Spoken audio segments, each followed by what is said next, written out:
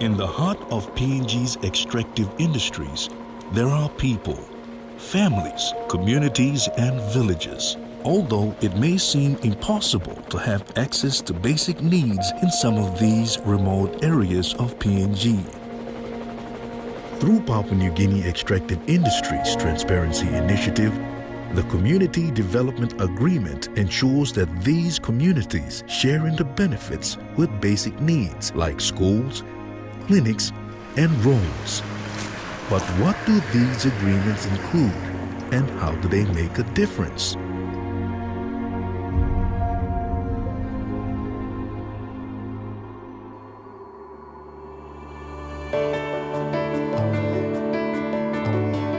Papua New Guinea is often called a resource-rich country. And it is. It's got good agricultural land, and it's got marine resources, and of course, as we know, it's got gold, it's got nickel, cobalt, of course, it's also got oil and gas. They're distributed in different parts of the country, but there is no point in extracting them unless the people of the country of Papua New Guinea actually benefit from them. Mibla is sort law or something companies are system Mibla because Papa Grand Mibla must have close to law company. Mibla look at them ground, Mibla look at them property. And something Mibla offer him land, all to come work on the Mibla. So Mibla is a disturbing project because that's the only source by all by assisting Mibla law or health blah like health service. School, inside the community projects, also helping planet law. The EITI process is all about ensuring that governments and the wider community benefit from the utilization of their resources. So when it was established, there was a lot of concern that developing countries were not performing very well economically, and we're still struggling and we're dependent on aid assistance, and yet they had all these resources and that they were being extracted. So why? So we need to work out a way to ensure better flows of benefits through to both the country, the government, for the entire population, and to the resource owners themselves. The resource owners for anything below the ground is the government, but of course they're the resource owners of the land on which the resource operations are occurring, so they're resource-affected people. So when you have a mining operation or whatever, they're impacted. Even people who are well downriver or not in the immediate vicinity are resource impact people from extractive operations. So it's really important that they are part of the picture, that they are enjoying jobs, income, and other benefits, and that means that the benefit flow has to be carefully monitored, the benefit flow to the companies, to the government, and to the resource owners as well. When resource extraction occurs, it has social and environmental impacts. You're creating a big hole in the ground if you've got a mine. Oil and gas have less immediate impact, so long as you don't have an oil leak causing environmental impact. So long as it's a well-managed oil or gas project, then the local impact is going to be more restricted. Although, of course, you've got other effects like greenhouse gases that come out from climate effects that are as a result of the extraction. So there are immediate local costs and other wider costs. So you wouldn't extract unless you wanted to get a benefit from it. Now, you and I, we're all users indirectly of or directly of what is being extracted.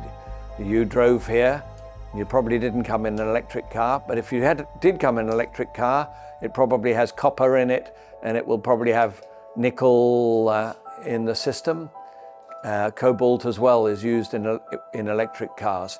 If you came in a more conventional car, you would come with oil, diesel or petrol, and oil in the system. And the vehicle would have been made of metal, and it would have had these other things. So these are widely used minerals and resources, but they come at a cost when you extract them. We use them for everything from mobile phones to our timber from our trees, but you're not going to use them or make a mess.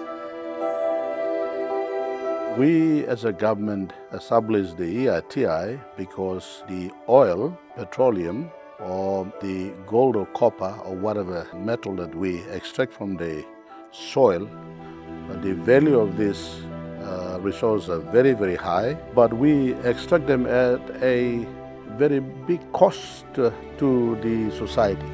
We have destructions taking place that destroy the environment, the habitation, the ecosystem of the people who live there. Also, the people's livelihood is disrupted heavily, so you find people will have to be relocated elsewhere.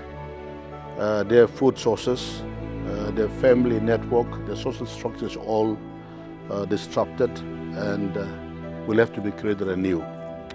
And the changes that you see brought about by an extractive industry project is permanent.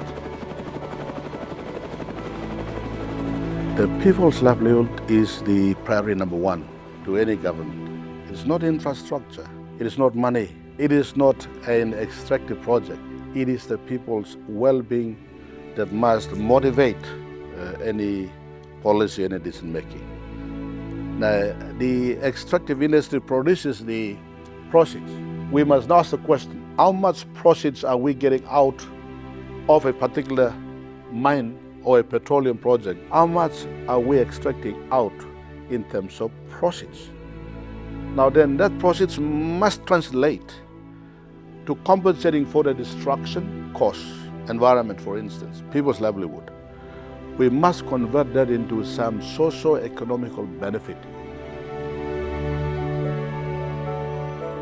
MIPLA must establish all legal projects lo lugar de MIPLA yet. And the first aim is MIPLA must invest in all beginning Black school because while na guess mba finish, MIPLA must get future from MIPLA. MIPLA no one depend law. Company to us and government to us. This is the plan for me, how about me go because time me no got money. So whatever belongs to me, Papa Grand, pay him straight direct, not indirect. The resource we are extracting is not a renewable resource. So you have to have a system that transparently measures the proceeds that come out so that you maximize the proceeds that come out of such extractive resources, so we compensate adequately for the disruption, for the permanent impacts that it cause, and also the material being a non-renewable material, you'll have to have a lasting impact that is positive on the other side. Therefore, we had to establish the EITI. We've had 10 years of EITI. It's important that we maintain the commitment to it at the highest level. There are things that need to be done. As I say, we haven't yet got contract transparency, beneficial ownership. It is being worked on under the new international standards. There's more focus also on gender equality, on environmental safeguards. We need to make sure there's full public participation whenever environmental planning is undertaken related to the resources sector, but also the documentation is made publicly available. And EITI could in the future also be looking at forestry as well, because there are also the resource owners of the resource, i.e. the trees as well, and coastal fisheries similarly. Places like Liberia in West Africa, they're extending EITI to those industries as well. So it's really important to make sure that they're beneficiaries when their resources are being utilized, that they're not sitting back, standing and just mere watchers or impacted without being compensated, as it were. EITI is a concept and it's an office or a commission, if it's legislated, that will strengthen Papua New Guinea's economy, because you will have facilities like Sovereign Wealth Fund working together in harmony with EITI so that the process can be better managed to manage macroeconomic level of Papua New Guinea. So you have a better economy, better governance, better leadership, and a better future. The future is today, it's not tomorrow. If you want to make the future better, do it better today. Live by the standards of the EITI. Enforce the standard. Enforce governance. Enforce transparency and accountable leadership.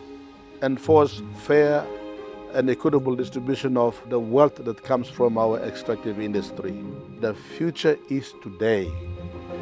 PNGEITI maybe amamaslu bla also in future bla and by all right now because by all bad looks I was in one mistake or making. From humble beginnings to becoming a cornerstone of transparency, PNGEITI has come a long way. But what does the future hold for Papua New Guinea Extractive Industries Transparency Initiative? Through development agreements, we ensure that our people reap the benefits of our land.